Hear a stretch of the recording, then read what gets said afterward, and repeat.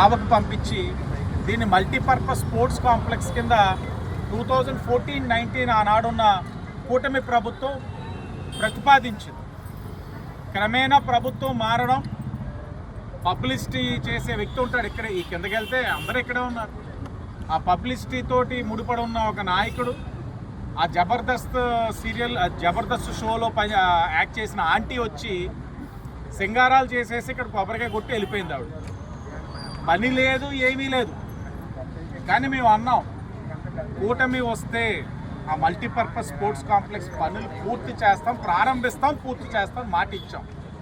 ఇప్పుడే మాకు అందిన వార్త, సెకండ్ ఫేజ్ ఏదైతే ఖేలో ఇండియా కింద గౌరవ ఎంపీ గారు కేంద్ర ప్రభుత్వం నుంచి శాంక్షన్ చేసిన 13 కోట్లు LOI ఇవ్వడం జరిగిపోయింది కాంట్రాక్టర్కి. అతి దగ్గరలో గట్టిగా ఉంటే 10 రోజుల్లో ఇదే ప్రాంగణంలోని పనులు ప్రారంభించుకోబోతా ఉంది కూటమి ప్రభుత్వం అని చాలా గర్వంగా చెప్తా ఉన్నాం.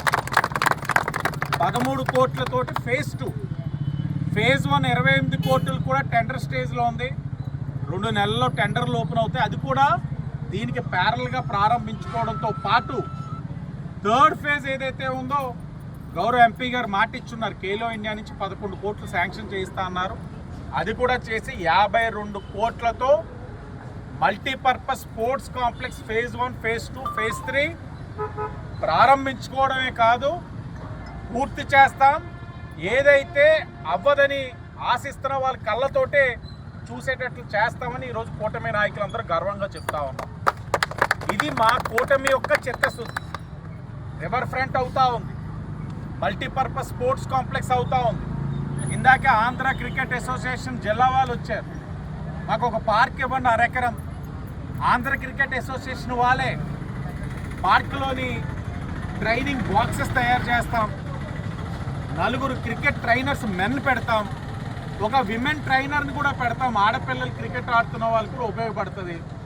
ఇది ఉండడం వల్ల ఇక్కడ players district, state level select అవ్వడం ఈజీ అవుతుందని చెప్పడం, కలెక్టర్ గారికి, కమిషనర్ గారికి ఇందాక ఆంధ్ర క్రికెట్ అసోసియేషన్ వాళ్ళు కూర్చోపెట్టడం, వాళ్ళు ప్లేస్ కూడా శాంక్షన్ చేసేసారని చెప్పి సందర్భంగా గర్వంగా చెప్తా ఉన్నాం. ఆంధ్ర క్రికెట్ అసోసియేషన్ వాళ్ళు వస్తారు, వాళ్ళ సొంత ఖర్చులతోటే అన్నీ కూడా వారికి ఏదైతే క్రికెటర్స్ కావాల్సిన నెట్ ప్రాక్టీస్ చేయడానికి బాక్సెస్, కోచెస్, విమెన్ కోచ్ని కూడా తీసుకొచ్చే కార్యక్రమాన్ని కూడా ఈరోజే ప్రారంభించడం, ఎక్కడ వాళ్ళో ప్లేస్ ఇవ్వడం, వాళ్ళు అవకాశం ఇచ్చిన వెంటనే కార్పొరేషన్ MOA అంటే అతి దగ్గర వాళ్ళు ప్రారంభించుకోవడం కూడా జరుగుతుంది. క్రీడా హబ్గా తీర్చిదిద్దడానికి రాజమహేంద్రవరాన్ని అన్ని విధాలుగా కూడా కృషి చేస్తూ ఉన్నాం. ఇది ఆరంభమే. ఒక బ్యాడ్మింటన్ హబ్గా తీర్చిదిద్దుతామన్నాం, అనేక మీట్స్ పెట్టి ఉన్నాం. మల్టీపర్పస్ స్పోర్ట్స్ కాంప్లెక్స్ 52 కోట్లతోటి ప్రారంభిస్తాం, పూర్తి చేస్తామన్నాం. కళ్ళకు కనబడేటట్లు 10 రోజుల్లోనే ప్రారంభించుకోబోతా ఉన్నాం. ఇంకొక్కొక్కటిగా చేసుకోగా చివరిగా మాకు మిగిలింది ఏంటంటే ఆ ఇంటర్నేషనల్ స్టాండర్డ్స్లో ఆడగలిగే క్రికెట్ స్టేడియం, అది కూడా వర్కౌట్ చేస్తున్నాం ఎమ్మెల్యేలు అందరూ. ఎందుకంటే సిటీగా మాకు ఉండే సమస్యలు ఉన్నాయి. రూరల్ శాసనసభ్యులు బుచ్చు చౌదరి గారు కూడా కొన్ని ప్రతిపాదనలు చేస్తూ ఉన్నారు. అందరూ కూర్చొని, గౌరవ ఎంపీ గారు అందరూ కూర్చొని, జిల్లా యంత్రాంగం ఎక్కడ అనుకుగా ఉంటుందో ఆ ల్యాండ్ ఇచ్చి దాన్ని కూడా ఒక ఇంటర్నేషనల్ స్టాండర్డ్ స్టేడియంను కూడా ఈ నగరానికి